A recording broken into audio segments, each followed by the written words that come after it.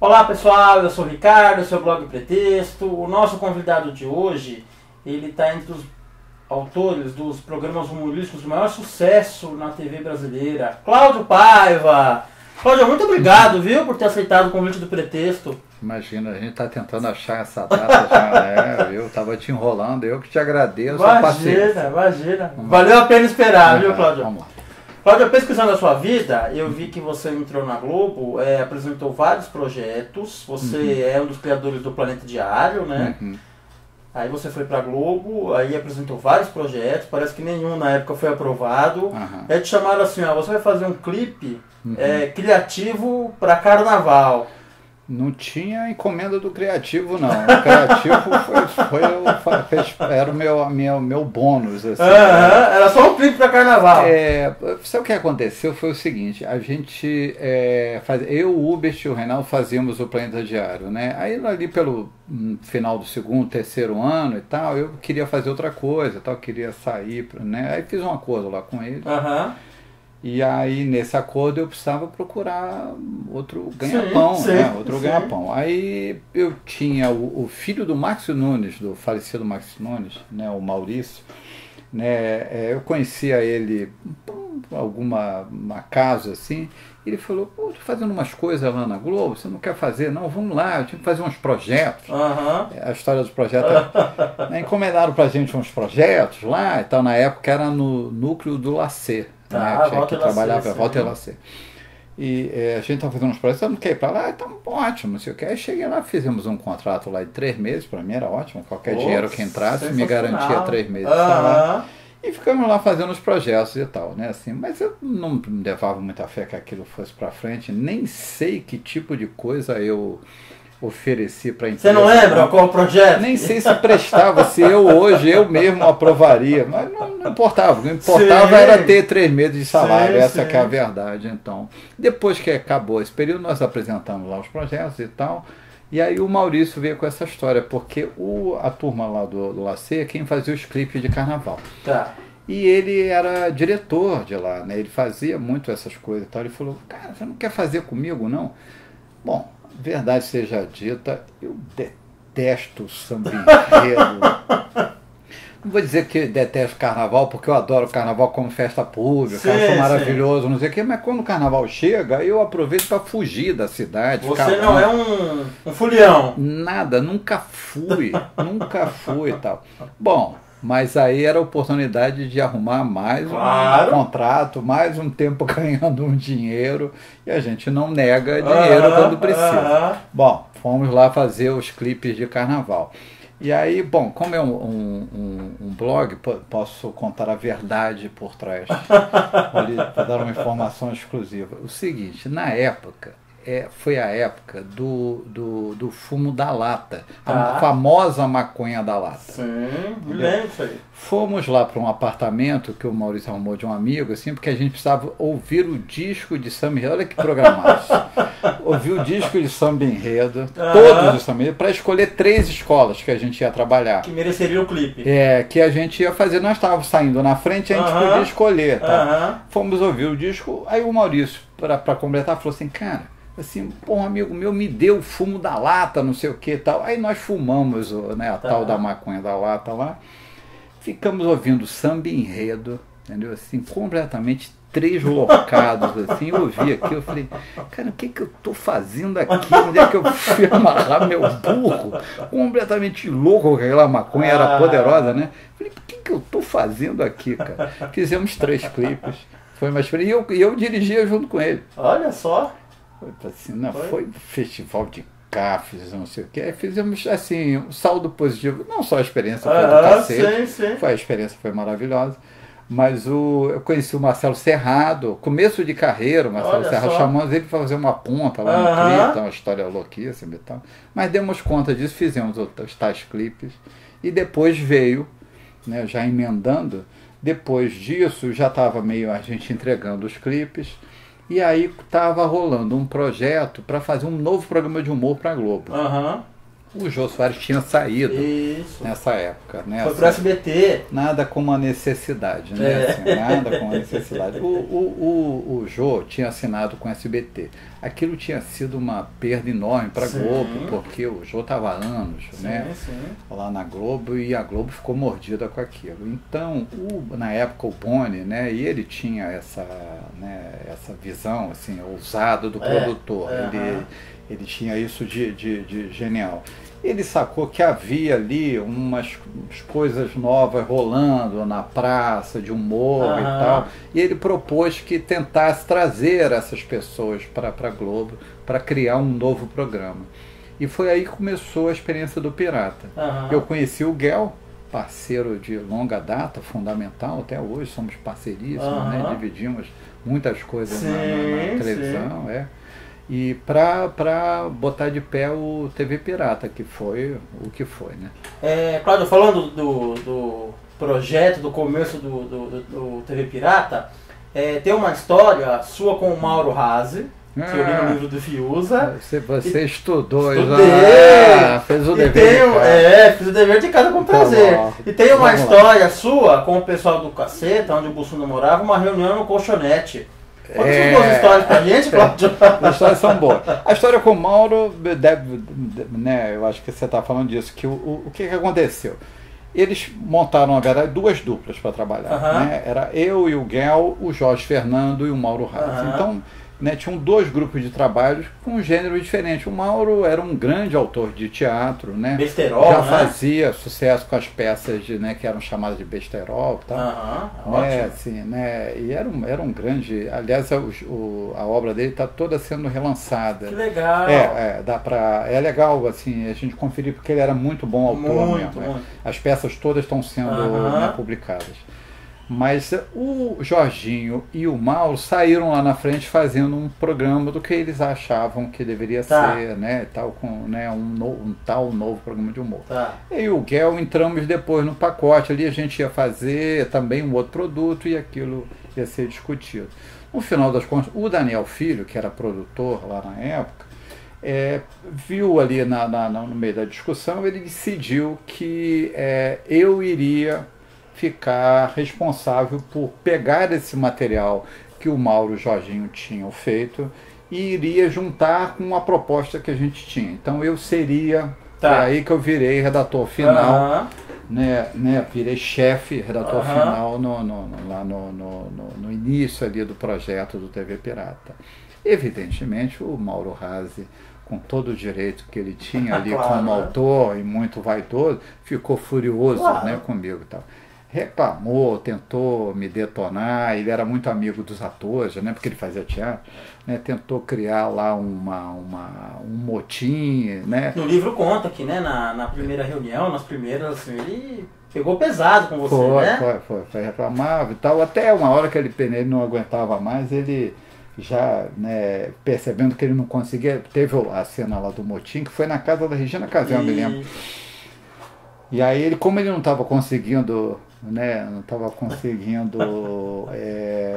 né, como falar, né, reunir força, adesões para a insurreição dele, ficou isolado e desesperado e tal. Uma hora ele perde a cabeça comigo e manda eu tomar no cu e tal. Eu falei assim, então vai tomar no cu. Eu falei, tudo bem, e você está demitido. Né? Começamos a nossa relação desta forma. O curioso é o seguinte, é que o Mauro não saiu do programa, né? Apesar de eu ter demitido, o que prova a falta de caráter dele e da minha, porque eu deveria ter ninguém cumpriu ali, ninguém cumpriu o prometido, eu não fui tomar no cu, nem ele foi demitido. Isso. Né? Não cumprimos o prometido. E depois da relação da gente, ele se transformou num grande colaborador e depois, acho que no segundo ano, a gente começou a trabalhar junto, a escrever junto. E funcionava muito bem. Era muito curioso, funcionava super bem. Nós fizemos coisas ótimas e acho que a coisa que mais representa a nossa parceria era um quadro com Luiz Fernando Guimarães que chamava O Segredo de Darcy. Darcy era o Luiz Fernando Guimarães vestido de mulher. Mas não fazia voz de mulher, não fazia trejeito de mulher. Era um homem vestido de mulher, era uma pessoa estranha, né? Casado com PP, com Pedro Paulo Rangel, e a sogra era a Regina Casé, que achava Darcy uma pessoa muito esquisita, né? Mas o filho não via nada de errado naquilo e era totalmente apaixonado por Darcy. Darcy tinha um comportamento totalmente masculino. Tinha um episódio, tinha uma vizinha que era esqueci o nome dela agora, é ótimo, esqueci o nome da atriz, agora deve estar cortando os pulsos, mas ela fazia uma vizinha e tal, que vinha visitar a Darcy, assim, e o marido, o PP, o Pedro Paulo Rangel, falava: elas são tão amigas, hein? Eu acho linda a relação delas, e elas tomam banho juntas e tal. A sogra ficava olhando aquilo e falava assim: mas você não acha esquisito, minha filha? Não, mamãe, é tão bonito. Assim, essa era vocês dois escreviam? A gente fazia que bacana. A gente escrevia, funcionava muito bem a parceria. A gente era rápido, produzia. Isso é legal, né? Começou com tapas e acabou com beijos aí, né? A relação de vocês, né? Nem tanto, mas tudo bem. Metaforicamente, Quando eu assisti TV, eu tinha uns 12 anos, mais ou menos, quando começou a TV Pirata. Eu assisti o primeiro episódio, o primeiro programa, assisti o segundo, eu esperava assim: hoje vai ser o último. Hoje vai ser o último. Não pode. Você tinha essa sensação? Quando você era muito, como eu falava, muito criterioso para com 12 anos achar que o programa ia acabar. Eu estava acostumado a ver o Jô, o Chico, que era outro tipo de humor, né? De repente chegou lá, eu me lembro que assim, era algumas coisas assim pesadas, né? Foi uma mudança radical, sim, foi. Quando que você teve certeza, assim, que agora o programa pegou?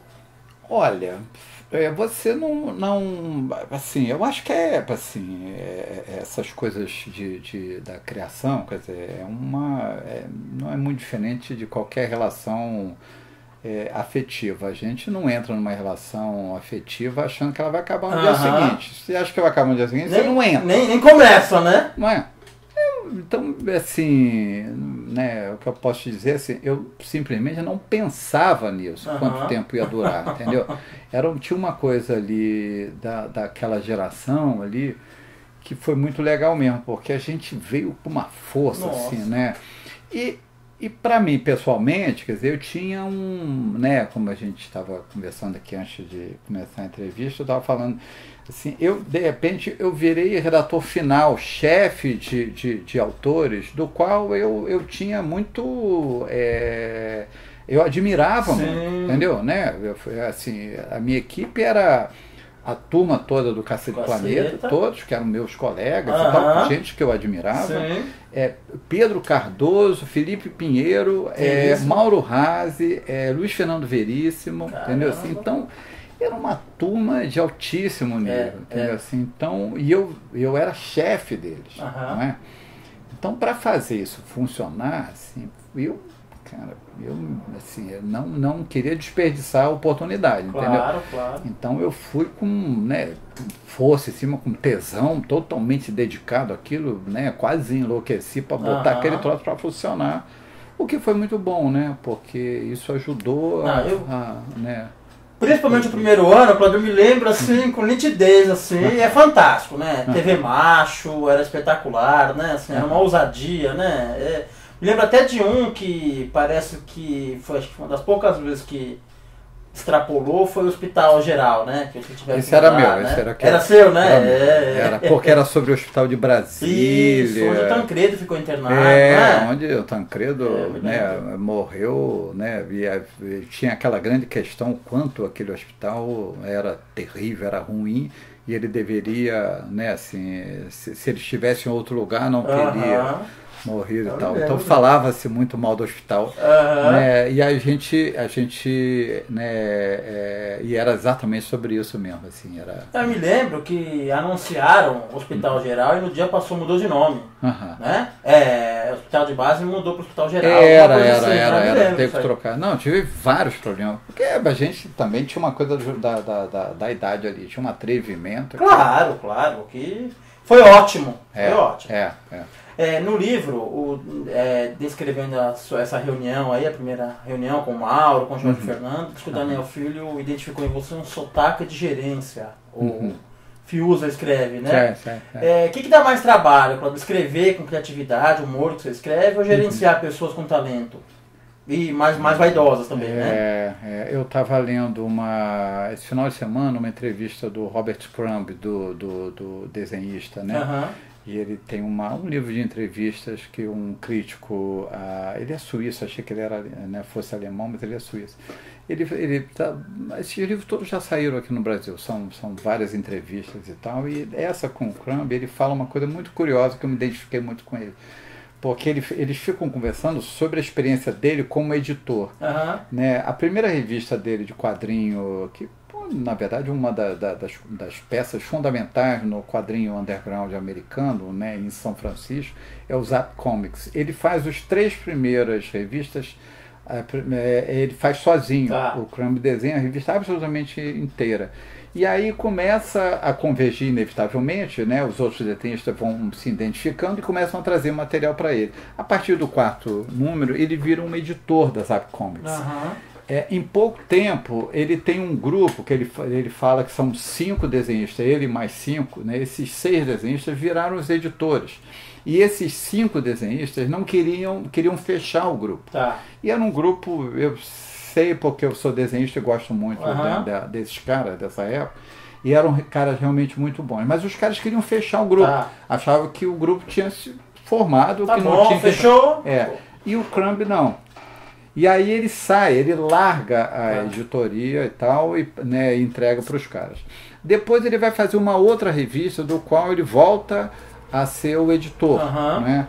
E aí ele publica, ele diz que ele conta que cuida de 6 números, sei lá, 6 ou 9 números, não me lembro direito, e aí tem um desenhista que pega depois dele e faz mais 9, e na terceira fase já é a mulher dele, a Aline, quem edita.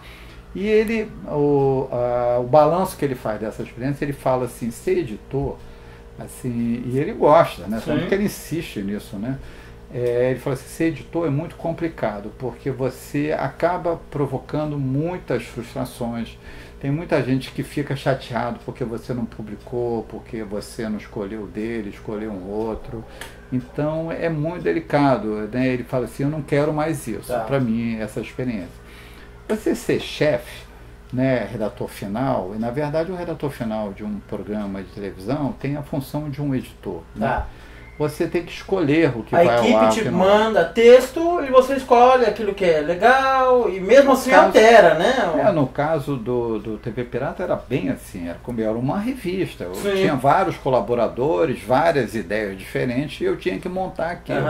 Então eu tinha que escolher. Né? Tinha que escolher. Então dava preferência a um, ao outro, tinha, né, alguém que ficava de fora e ficava frustrado. Escolha de Sofia, né? Imagino, né? Escolha de Sofia, quem fica de fora acha que você escolheu o outro não por mérito do outro, mas porque é da sua panela, da sua patota, e ele como não foi escolhido, né? Então você provoca esse mal-estar. Administrar vaidades, né, eu acho que a primeira regra fundamental, isso a experiência me ensinou, quer dizer assim, a primeira coisa que você tem que fazer é admitir a sua. Né? Porque se você tentar sublimar a sua também, isso não vai dar certo. Então quando você aceita você também tem vaidade, né? Entendeu? Legal, se você entende que isso faz parte do ser humano, todos somos vaidosos, todos queremos espaço, queremos brilhar, então, e de resto o risco se corre mesmo. Sempre vai ter alguém, né, insatisfeito, frustrado, vai ter alguém achando que faz parte da turma, ou que né, deveria ter mais espaço, né, apesar de você estar dando corda, faz parte. Cláudio, eu li na imprensa que a Globo está fazendo comitês em várias áreas. Então tem o comitê da dramaturgia e tem o comitê do humor, né, do entretenimento. E parece que você é o responsável por esse comitê. Assim, a gente, na verdade, é um projeto bem novo, né? Assim, a gente está achando a maneira de fazer e tal, né? É uma coisa que assim, se der certo vai ser muito bom, né? mas a ideia é assim aumentar o diálogo, né, entre os autores. Então a gente tem grupos de autores, alguns diretores que participam e a gente promove debates sobre os programas que estão no ar, projetos que querem entrar no ar e como incentivar a criação de novos projetos. Então isso tudo é responsabilidade desses fóruns. E são 5 fóruns ao todo. Né? Tem um de novela, um de variedade, um de novos formatos, um de seriados e um só de humor. Eu cuido do fórum de humor e ainda participo do fórum de seriado e o Ricardo Waddington, né, me incluiu lá no fórum de variedade, ao qual ele lidera, mas eu nunca vou, estou sempre... Eu me sinto endividado aqui, aproveitando para pedir desculpas. Você tem algum problema com o Ricardo? Porque você dá o cano nos Ricardo? É verdade. Pior que não. Mas é um pouco isso mesmo, o negócio ficou adiando e tal, porque não, né, até te falei por causa do meu dia a dia. Claro. Mas, aonde é que estava? A gente estava falando dos fóruns. Dos fóruns, então. Qual é a intenção do fórum, então? É promover o encontro de vocês, discutir formatos novos? O diálogo dos criadores, né? Assim, essa é que é a ideia, entendeu? Assim, então, se a gente conseguir fazer isso, e acho que isso, se der certo, vai ser um resultado de médio e longo prazo, assim, ele é muito interessante. Eu de uma certa maneira, no meu trabalho, como eu lidero equipes, né? As minhas equipes são equipes de criadores, né? São equipes de autores, criadores. Então, a minha prática sempre foi essa. Né? Como eu disse aqui, a história do pirata, né? De ter que trabalhar com Veríssimo, Malvase, Cacete Planeta, Pedro Cardoso e tal. Então, a minha prática sempre foi trabalhar com criadores, né? E tentar incentivá-los a trazer mais coisas, aproveitar o melhor de cada um e tal, né? Então eu tenho, eu acho que né, por isso é que eu fui lá escolhido para liderar lá um desses fóruns, entendeu?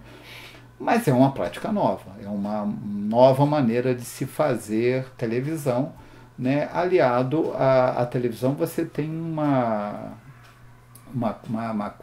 questão importante, porque você tem o artístico, o criativo e tal, mas você tem a indústria. né? E aquilo é uma indústria. Né? Então você tem que ter ideias geniais, ser criativo, inovador, ousado, e tal, mas tudo tem que funcionar.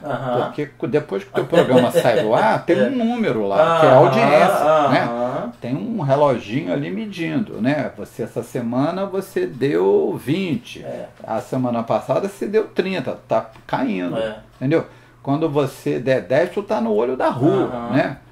Eu explicando recentemente, eu tive com minha esposa, a gente foi para Nova York passear 2 semanas e tal, e tem um casal amigo nosso lá, na verdade a minha esposa de longa data, eles são americanos e moram num apartamento bacanérrimo lá na Park Avenue, e ele é de Wall Street, trabalha em Wall Street. E é muito curioso, aí chamaram a gente para jantar, então nós chegamos lá e já eram assim umas 6 e pouco e tal, e ele chega do trabalho de terno, chiquérrimo, assim, sem uma gota de suor. Eu falei assim, eu chego destroçado, né? Assim, não é? Eu fiquei brincando com ele, eu falei, como é que você consegue chegar? Eu sairia de casa assim, mas jamais voltaria para casa. Impecável, né? Eu falei, Wall Street nunca foi tão fácil, né? Mas aí a gente conversando sobre trabalho, e era muito curioso, eu tentando explicar para ele, assim, como ele é um cara do mercado financeiro, eu tentando explicar para ele como o meu trabalho como artista, né, funcionava dentro de uma indústria, né? E aí foi muito curioso que eu fiz uma descrição em inglês e o jogo de palavras em inglês foi muito adequado, que eu falava assim, quando você acerta, você é um deus, eu falei, você é um god, né? Quando você erra, você é um dog. Tá, entendi. Né? Você é um cão, né? Então, essa é isso, né? Esta é a balança do negócio, do business da televisão, entendeu? Assim, você está nessa frequência alta o tempo todo, assim, você acerta, tem que equilibrar a você arte, é Deus, né? Se você erra, você é um cão, entendeu? Assim, então, porque você é o tempo todo cobrado, né? Eu falo muito para as pessoas, assim, na televisão, Ou você se habitua a ela, consegue lidar com ela, ou então vá tentar outro ramo, porque não é fácil, não. Não é, assim, é estressante, no sentido não que seja, né, especialmente difícil, sim, mas é um negócio estressante. Sim, sim, sim. Né? Grande Família, você foi responsável pela retomada, né? Quando ele entrou no ar, já há 10 anos, né? 14 anos.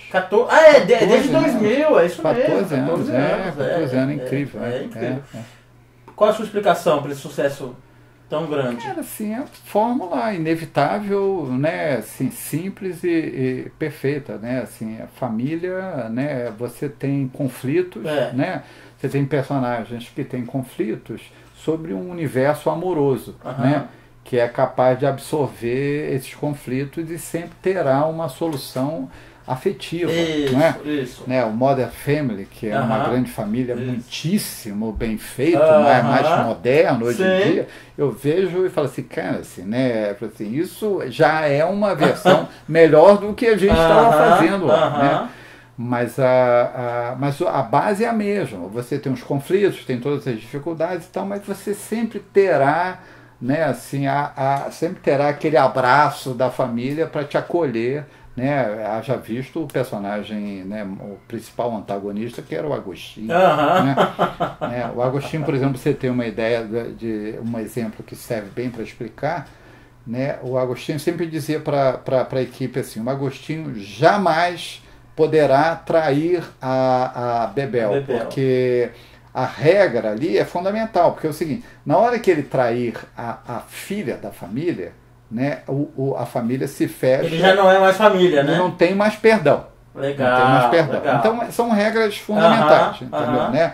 A gente fez um episódio muito lá atrás, assim, que ele era provocado, ele estava chateado com ela tinha decepcionado ele, e aí tinha uma mulher lá na rua e tal, que provocava ele, né, e ela também estava brigando com o marido, queria dar um troco, e aí arrastava ele para casa, arrastava ele para o quarto, e ele ia e tal, e a gente fazia ele ser levado àquela traição, né, aquela vingança, né? Quando ele chegava, né, que ele viu o que ia acontecer, ele ficava meio nervoso, não, um minutinho só e tal. Aí ele se trancava no banheiro e ficava conversando com a imagem dele no espelho, dizendo, você é um covarde, você não consegue, mas isso era importante. Legal. Isso era importante, porque se ele traísse, né, a Bebel, ele seria expurgado da família. Que bacana. Você saiu em que ano da Grande Família? Você parou de estudar? Faz tempo já, né?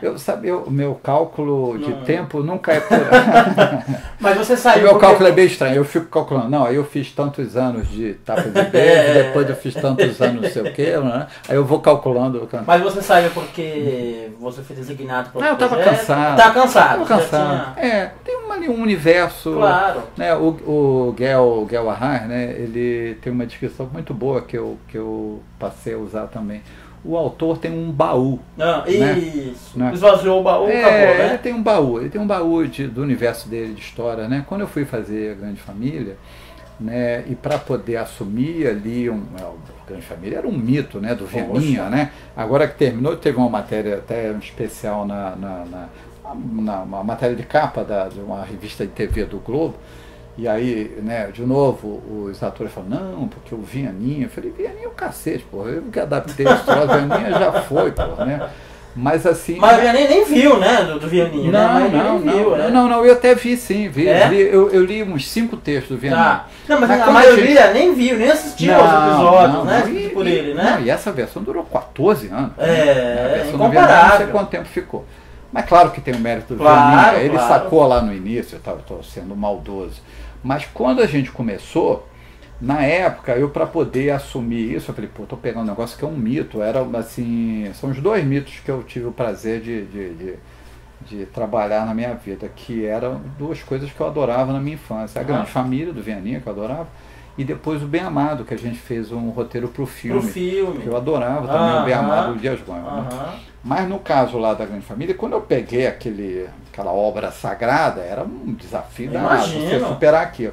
E aí eu percebi o seguinte, falei, eu tenho que fazer a minha grande família. A minha grande família é a minha família que mora em Niterói. Na primeira reunião eu falei isso abertamente, eu falei, olha só, e tinha uma pesquisa tal, sobre famílias de subúrbio, não sei o quê, entrevistas e tal. Tinha uma menina que tinha sido contratada, que era uma antropóloga, para levantar aquilo, material, né? Era um workshop para começar o projeto, aquela coisa toda, que foi o Mauro Mendonça Filho, que organizou na época. Todo mundo falou, falou dos personagens, aí eu falei, olha só, essa família, ela é assim assado e tal, paraná, o pai é assim, a mãe é assado, paraná, ele ganha tanto, ele é funcionário público, eles vivem assim, ela é dona de casa, paraná.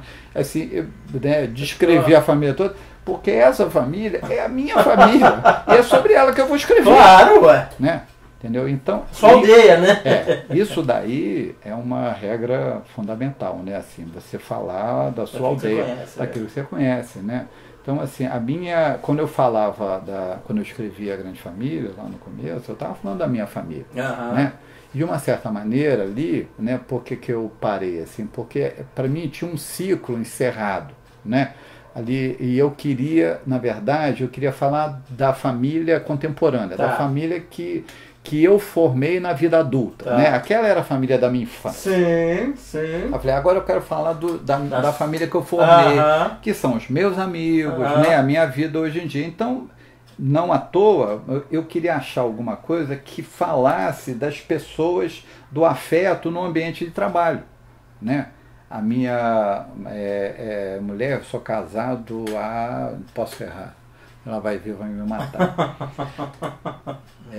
Eu sou casado há 30 anos, cara. Acho que eu vou fazer 30 anos de casado. Bastante tempo. A gente está junto há uns 32, mas de casamento acho que a gente vai fazer 30 anos. Não sei se não é esse ano, não. Acho que ano que vem a gente faz 30 anos, é isso. E aí eu conheci ela no Jornal do Brasil, entendeu? Que ela é jornalista, a gente se conheceu lá. Então, assim, eu sou casado, né, em um casamento feliz, porque não à toa está durando 32 anos, com uma pessoa que eu conheci no ambiente de trabalho. Eu tenho vários amigos, né, que eu fiz no ambiente de trabalho. O Guel, o Arras, por exemplo, é uma pessoa que eu adoro. Eu tenho uma relação de irmão. Mesmo, né? Tenho uma relação de irmão com ela. Andréa Beltrão, ela é muito parecida com a minha irmã lá de Niterói, entendeu? Né, no temperamento, assim, sabe? A gente já teve brigas horrorosas assim que só irmãos podem ter, entendeu? Então, no Tapas, né, eu queria falar dessas relações. Assim, o afeto no ambiente de trabalho. Quando deixa de ser colega para virar amigo, né? Entendeu? Assim, e a gente trabalha, né, quantas horas por dia? Passa mais tempo, né, no trabalho que eu falo isso para você, eu adoro falar isso lá na Globo, né? E aí, para os funcionários, o pessoal que, na verdade, que ocupam vários cargos, a gente às vezes discutindo. E aí eu já fiz essa frase e eu adoro o constrangimento que essa frase provoca. Eu falo assim, porque a gente trabalha muito, né, gente? Ainda mais lá em televisão, a gente trabalha muito, a gente fica muito tempo dentro do trabalho. Então o que acontece?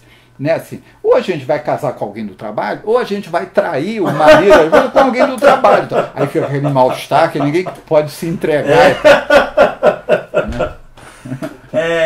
Cláudio, você também participou da redação final do Sai de Baixo. Sai de Baixo foi um sucesso e tal, né? Foi. O Sai de Baixo, ele tinha, pelo menos de um período pra frente, muito improviso.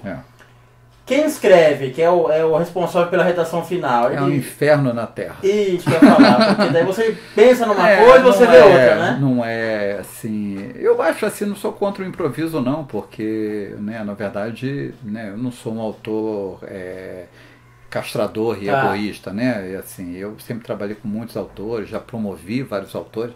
Hoje em dia, o Tapas e Beijos, por exemplo, é feito por 2 outros autores que estavam comigo desde o início, lá, o Newton Braga e o Cláudio Lisboa. E estão lá, eles fazem o programa deles. Eu disse para eles, não tentem imitar o que eu fiz, vão fazer o programa de vocês. Né? Então, assim, eu não sou um autor castrador e ciumento, não. Então, eu acho que é possível improviso, sim. Mas ali era uma... Eu achava que aquilo era anti-televisão, podia ser melhor, não sei, eu não... Agora, foi legal a experiência, Sim, né? Foi sim, legal a sim. experiência, eu conheci pessoas legais, entendeu? Né, o Miguel Falabella, né, foi uma das grandes descobertas, que a gente teve brigas horrorosas, uma vez quase trocamos tapas no bastidor, e hoje em dia a gente se dá super bem, né, assim, eu adoro ele, tenho o maior respeito por ele, sei que ele me respeita também, ele E é um essas dos caras lá brigas? do fórum, inclusive. Ah, ele tá no Eu fórum chamei lá? pro Que fórum, legal. É legal, legal. Ô, Cláudio, e essas brigas eram em torno do texto mesmo? Era, mas não era em torno do texto. O texto era pretexto para brigas de vaidade. Tá, Não era o entendi. texto. Não era o texto. Nunca foi o texto, entendeu? Entendi. Né? O texto não tinha. O texto era difícil escrever, era impossível, porque o que se escreve para uma coisa que. Na verdade, o que aconteceu é o seguinte: assim, quando você junta o ator com o público, né? Assim, você é expurgado da relação. Não tem direção e não tem autor, não tem texto, entendeu? Porque, porra, o ator, ele tá com o público dele, entendeu? Assim, né? Ele tem um carisma danado, o público venera ele, qualquer besteira, qualquer palavrão que ele diga, o público cai na gargalhada. Então, É inebriante, né? Tá ali, não tem jeito, né? Entendeu? Então isso, entendeu? Era um inferno.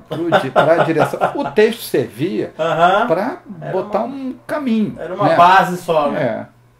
Cláudio, a próxima pergunta você escolhe, tá? São 3 tipos, eu falo o título da pergunta e você escolhe, tá bom? Tem pergunta neopirata, pergunta de outro planeta e pergunta secreta. Bom, secreta, né? Secreta? Acho que é o desafio maior, né? Ó. Sei lá o que vai aparecer. Não, tranquilo, ó. Mas vamos lá.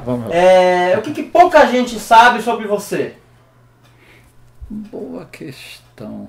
Eu não sou contrariando a pergunta, eu não sou de segredos, não. Eu falo, não à toa, você já reparou que eu falo com facilidade. Tá? E tenho por hábito, né? Eu raciocino muito falando. Tá. Sabe? Entendi. Não, acho que por isso que eu escrevo para ator. Isso. Né? Eu gosto de escrever falas. Né? Então, né, eu acho que isso é um grande exercício. Quando eu tenho que contar uma história para você, né, eu tenho que elaborar ela para que ela seja, né, atrativa, que desperte sua atenção e tal. Então, quando você conta, eu falo muito isso nas reuniões com os autores. Tá. Eu tenho uma sinopse, tenho uma ideia para um programa. Eu falei, então me conta. Eles trazem escrito. Eu falei, não, me conta. Fala, né? Porque quando você fala, eu tenho que medir as coisas, eu tenho que prender sua atenção. Então eu vou escolhendo. Xerazade. Não é? Isso é assim que funciona. Então, normalmente eu falo muito. O que pouca gente... sim, tem uma coisa, vamos falar de trabalho. É a pintura, talvez. Tem uma coisa curiosa. Eu não que eu pinte frequentemente, porque não me falta tempo, né? Mas eu adoro pintar, porque eu sou desenhista. E tem uma coisa muito curiosa. Alguns amigos já reclamaram, falaram assim, tem que fazer uma exposição, E aí eu percebi uma hora que é o seguinte, falei assim, eu faço televisão, né, para milhões de pessoas. Né? A pintura é para poucos, muito poucos. Então eu me dou a este privilégio, me permito este ato egoísta, entendeu? Assim, então, nunca fiz exposição, entendeu? Assim, não tenho planos de fazer, entendeu? Assim, quem conhece minhas pinturas é quem veio aqui na minha casa e viu, entendeu? Assim, então, isso realmente uma coisa para poucos. Eu falei que eu ia falar mais de TV, mas tem uma charge que me chamou a atenção sua. Foi artigo da Veja, no começo do ano. Tem um homofóbico, tem um cara com símbolos cristãos e tem um membro da Ku Klux Klan e o Hitler. Aí o título é assim, a direita se organiza, né? Eu vi, crítica lá. Pensava assim, o que é motivo de piada para a esquerda? Porque a direita eu percebo que assim, tem bastante piada. E para a esquerda, assim, o que é motivo de piada? Sabe o que eu acho o seguinte, assim, né, quando teve algum tempo atrás, né, começou a se questionar quais eram os limites do humor, né, e tal, haveria limite, quais são os limites, você acha, você não acha e tal. E a minha posição sempre foi muito assim, liberal nesse sentido. Eu acho que não tem limite para o humor, assim, né? Como não deve ter limite para nenhuma manifestação artística. Tá. Quais são os limites que você, artista, vai enfrentar? Se você não quiser estabelecer regras, eu vou falar do que eu quiser. Então, você vai enfrentar o público. Sim. Né? Se você fizer alguma coisa desagradável, constrangedora, repulsiva, ou moralmente condenável, eticamente questionável e tal, você vai enfrentar o público. O público vai ficar puto. Sim. Não vai querer ver, entendeu? Vai rejeitar e tal. Sim. Isso é o que você enfrenta. Agora, a regra da criação, quer dizer, assim, eu acho que não existe. Quer dizer, é possível se falar de tudo. O que acontece com o humor né, existe uma regra entre humoristas, pelo menos os humoristas sérios, né, que já é uma definição bem questionável. Os humoristas sérios acreditam que o humor é sempre do contra. Tá. Isso. Não existe piada a favor. Isso. Entendeu? Piada a favor não tem graça, entendeu? E ela é uma perda de tempo. Né? Eu costumo dizer também o seguinte, que uma boa metáfora pro humor é a fábula da roupa do rei. Tá. Né? Que o menino, né, no meio da multidão, todos crédulos, achando a roupa do rei maravilhosa, e o rei está ali completamente nu, né? E o menino se manifesta, e não à toa na fábula é um menino, porque o humor tem muito de comportamento infantil, de muitas vezes, né? E infantil, né? Porque você não é um comportamento, não é à toa que criança adora humor, né? Porque são adultos se comportando como criança, né? E o menino vai... Espontâneo. Espontâneo, né, a ponto dele diz que o rei está nu. Tá. E a partir daí, todos percebem, né, que ele realmente está nu e torna aquele gesto risível. O rei, vaidoso e poderoso, né, é humilhado, né, e perde sua majestade, né, diante de toda a multidão e tem que se recolher. Né? Porque todos riram do rei. Sim. O papel do humor é esse. Essa é a função do humor. Entendeu? Assim, né? Ele tem que apontar sempre alguma coisa que desperte uma nova visão, novo ponto de vista sobre aquele fato. Por isso gera esse tipo de coisa. Essa Charlie que você falou, na verdade foi um blogueiro lá da Veja que caiu de pau e tal. Alguém que me falou, não, mas o cara é meio... Rodrigo Constantino. Mas já falaram que ele é meio chia também, alguma coisa. Então, assim, tudo bem, faz parte. Faz isso parte, mesmo. Entendi. Eu já recebi no Globo algumas queixas de leitor. No começo recebiam assim, nada como a covardia da internet, né? Nossa, recebi uns e-mails furiosos, assim, os caras queriam me matar, sabe? Mas, né, teve um que gerou uma polêmica enorme, que era um quadrinho, e foi colado aonde eu errei, né? Onde estava a minha cota de erro. Eu resolvi fazer um quadrinho com a Barbie e o Ken, né? Que era até da minha filha. Minha filha nem brincava mais, minha filha é muito cuidadosa, então tinha os bonecos. Eu peguei, botei ali embaixo, fotografia e fiz uma historinha, né? Com os bonecos, né? Uma fotonovela. Uma fotonovela. Só que saiu no domingo, véspera do Dia das Crianças. As crianças, quando pegaram a revista do Globo, pegaram no domingo aquela revista, foram folhear, viram ali a Barbie e o Ken e acharam que aquilo era para eles. Ou os pais, muitos pais devem ter dado sem ter lido aquilo. Entendi. Só que a história é o seguinte, vou resumir aqui rapidamente. A história é o seguinte: o Ken chegava com um carro um Fusca, aquele Fusca da Barbie cor-de-rosa, né? E ela cheia de filhos e tal. E falava que tinha um presente para ela, né? E ela perguntava o que era, aí ele dizia aquelas coisas da Barbie. Não, sei lá, uma casa, um carro, coisas. Ela falou assim, não, mas eu não quero isso, né? Eu falei assim, mas o que você quer, né? Eu falei assim, eu quero um orgasmo, né? A Barbie pedia. E ele ficava constrangido, falando, não sei o quê, ficava nervoso. E ela insistia que queria um orgasmo, né? E aí ele falava assim, mas eu já te dei filhos. Eu falei, não, você comprou isso. Comprou na loja. Eu quero um orgasmo de verdade. Né? E aí ele no final constrói, ele falava assim, você não está entendendo, papai, você não pode fazer orgasmo. Mas por quê? Assim, porque eu sou boneca. Era o final. Era perfeito. Sim, era perfeito. Engraçado. Era perfeito, engraçado. Ali tinha uma esperteza. Sim. Puxa, eu recebi tinha de pai querendo me matar por causa. Imagina quantos pais foram explicar o que é orgasmo, né? Teve uma piada uma vez que eu escrevi punheta, mesma coisa. Aí me escreve um pai assim, como é que eu vou explicar para o meu filho o que é punheta? Eu falei, eu vou dizer para ele que ele precisa explicar alguma hora, né? Porque é melhor que ele explique, né? Porque o coitado vai precisar dessa explicação, né? Mas eu não fiz isso para não arrumar um inimigo. Além de falta de graça, qual que é o maior erro que alguém que escreve humor deve evitar? Cara, eu acho assim, eu não sei se eu vou sair pela tangente com a tua pergunta, mas assim, tem que evitar erro não, tem que errar, tem que errar. Tá. Sabe por quê?